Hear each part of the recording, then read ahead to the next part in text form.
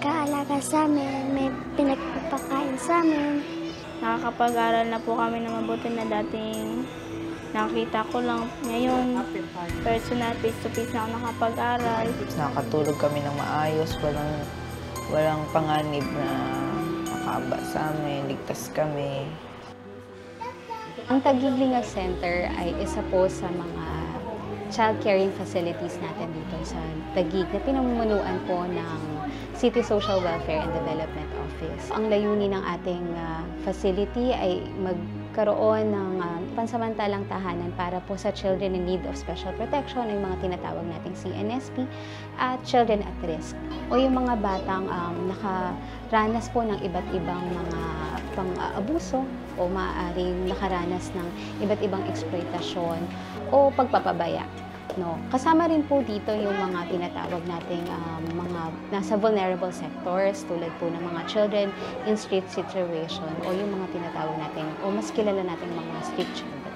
Para sila po ay ma-rehabilitate, mabigyan po ng tamang kalinga, at syempre magkaroon po sila ng isang environment para ma-develop yung kanilang mga potensyal, ma-develop din po ang iba't ibang mga kasanayan din po para sa kanila.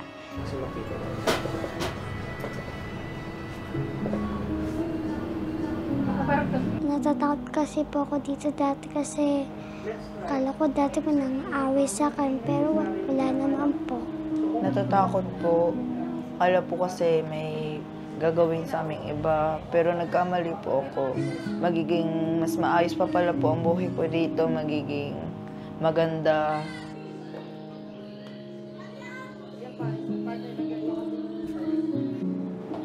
Napakahirap po kasi bilang house parent, ang difference lang din po kasi ng pagiging nanay namin, pagiging tatay namin, sa sarili namin pamilya, alam po namin kung paano namin pinalaki ang mga bata.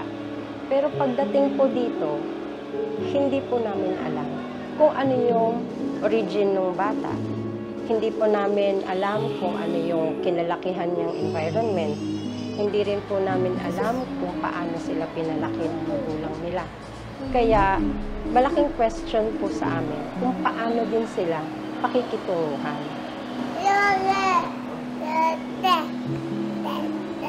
Mayroon po ng mga mami at daddy nag-aalaga sa amin. Bait po sila sa akin. Hindi po sila yung taong magalitin. Sila din po yung nagpapasaya sa akin. Yung mga birthday ko din po nun, hinandaan po nila ako. Kahit paano, kahit wala yung magulang ko po, hindi ko po matanggap na iniwan kami. Bigla po akong lumuhuluha, tapos nung birthday ko po, wala po yung mama ko. Umiyak din po ako.